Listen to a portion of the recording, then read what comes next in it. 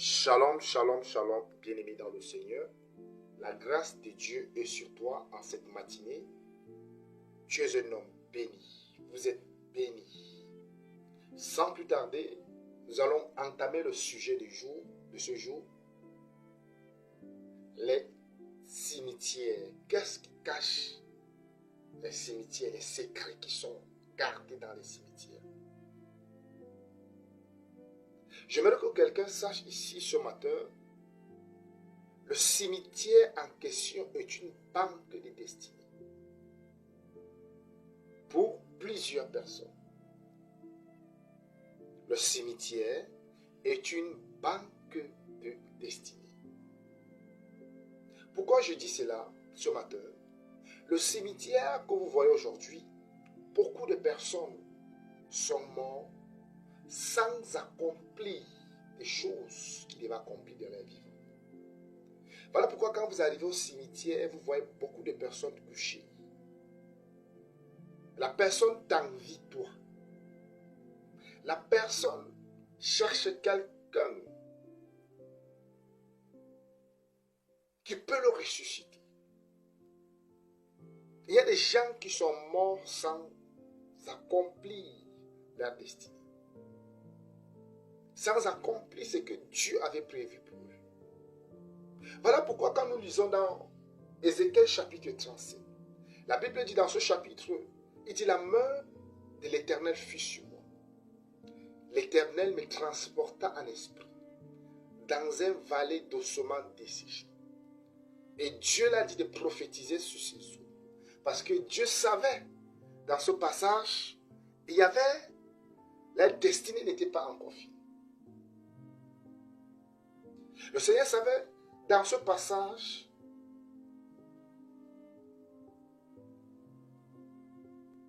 c'était encore des personnes qui avaient encore de l'esprit.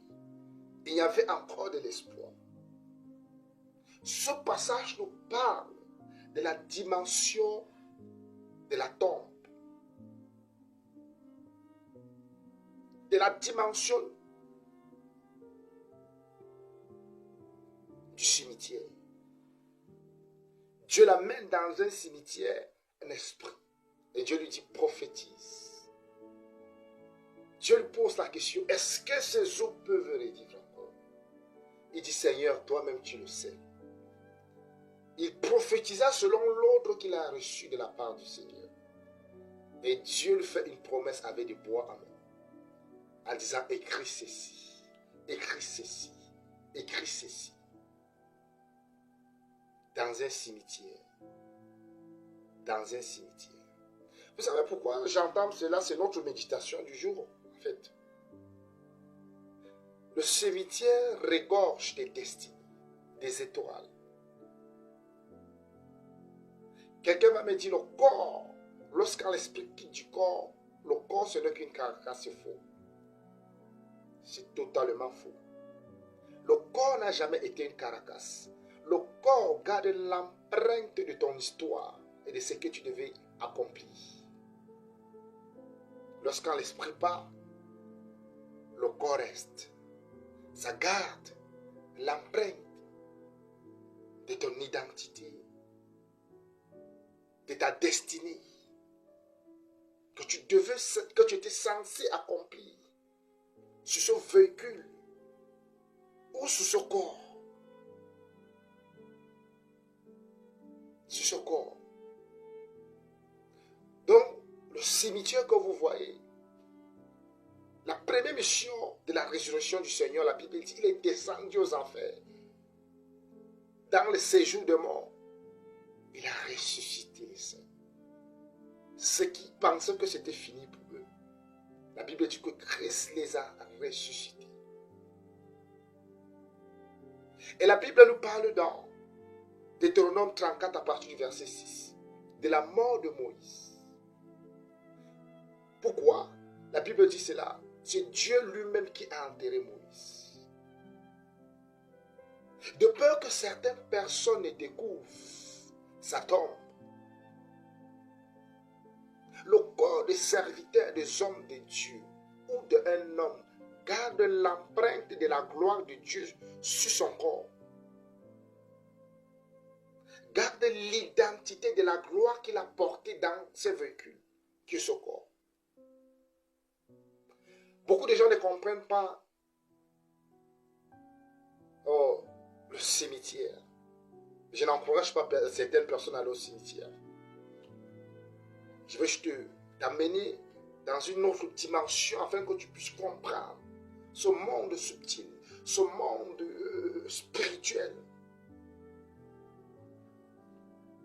Le cimetière est une banque de destinées, de diverses destinées, de milliardaires. Voilà pourquoi dans certaines cultures, bantous, africains, occidentaux, etc., il y a des personnes qu'on n'enterre pas en public. Il y a une minorité de personnes qui connaissent le tombeau de tel et de tel. Des fois, il y a des personnes même que lorsque cette personne, ce dernier décède, sa femme ou ses enfants ne connaissent pas la tombe de leur défunt mari, de leur défunt époux. Pourquoi? Il y a des corps qui portent une dimension spirituelle qui peut influencer la destinée d'autres personnes. Il y a des corps qui sont, c'est-à-dire la personne est morte, mais sa destinée est encore là. L'identité de la destinée de la personne est encore là. Voilà pourquoi Dieu, en personne lui-même, a refusé que les enfants d'Israël connaissent où s'est caché le corps de Moïse. La Bible nous dit jusqu'à ce jour, personne ne connaît où se cache le corps de Moïse. La Bible dit qu'il a été enterré au pays de Moab, sur une vallée, c'est Dieu qui l'a enterré. Il y a des gens qu'on enterre au cimetière. Il y a des gens qui sont compliqués de leur vivant, même après les morts. L'identité de leur destinée peut influencer toute une nation. Un seul corps peut influencer tout un pays. Il y a des corps. La personne ne vit plus dans ce corps, mais ce corps porte quelque chose de si grand. La Bible nous dit que même Joseph, il a promis, lorsque les enfants d'Israël sortiront de l'Égypte, qu'on amène ces eaux à la terre promise. C'est tout un mystère. Pourquoi cela? Il voulait aller reposer sur cette promesse que Dieu a fait à Abraham et à ses fils et aux enfants d'Israël.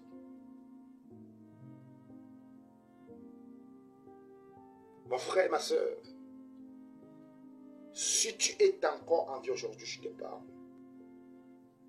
Tu portes une destinée que tu n'as aucune idée.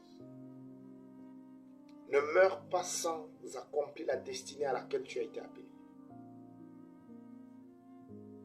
Tu portes une destinée. Tu es un libérateur. Tu es un restaurateur. Tu es celui-là qui va apporter quelque chose de nouveau sur cette terre.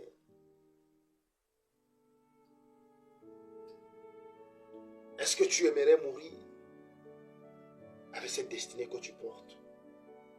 Je suis en train de parler ce matin aux hommes, aux femmes de destinée, qui portent des nations, qui portent une multitude de peuples en eux. Eux-mêmes ne savent pas. Il y a des hommes qui ont marqué la terre. Il y a des hommes qui ont impacté la terre par rapport à la destinée qu'ils portaient en eux. Tu es un homme de destinée bien-aimé dans le ciel. J'aimerais t'amener ce matin à une autre dimension avec ce corps que Dieu t'a donné. Elle porte quelque chose de si précieux. Des fois, certaines personnes, je parle de certaines exostéries, lorsqu'ils veulent faire les rites, ils partent dans des cimetières parce qu'ils connaissent l'importance de ce qui se trouve là-bas. En réalité, ce n'est pas qu'ils te donnent, mais ils échangent la destinée d'une personne qui est déjà décidée.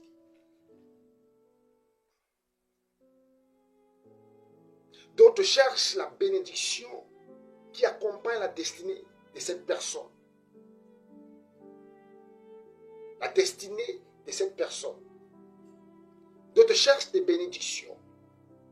Voilà pourquoi la Bible nous dit que c'est Dieu lui-même qui a caché la tombe de Moïse, de peur que ça devienne une idolâtrie en Israël. Je parle à quelqu'un ce matin. Je parle à quelqu'un, je parle à une femme. Je vais te dire, ma mère, ma soeur, lève-toi debout. Tu portes quelque chose de grand. Si tu me suis, tu es vivant aujourd'hui. Tu portes une destinée incroyable. Si tu meurs aujourd'hui, tu vas rendre compte au Seigneur pour ce qu'il a mis sur toi. Les choses qu'il a mis sur toi que tu devais expérimenter de ton vivant. Est-ce que tu vas mourir ainsi sans expérimenter cela?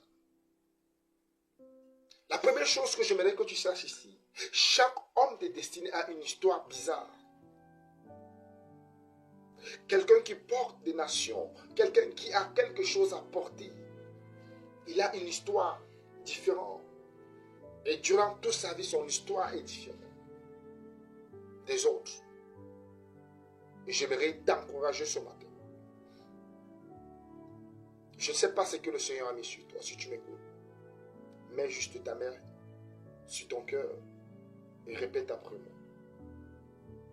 Éternel Dieu des armées célestes, Seigneur Père, je reconnais que je suis un pécheur. J'ai péché contre toi. J'ai péché contre moi-même. Et je suis sorti de ta voie. Seigneur, de cette même prière que le psalmiste a fait dans le psaume 38, 39, verset 23, 22, il a dit, sonde-moi Seigneur, connais mon cœur, écoute ma pensée. Regarde si je suis sur une mauvaise voie et conduis-moi sur la voie de l'éternité. Mon frère, ma soeur, tu es un homme de destinée. Tu es une femme de destinée. C'était notre méditation de ce jour. Que la main de Dieu soit sur toi. Que Dieu te bénisse abondamment.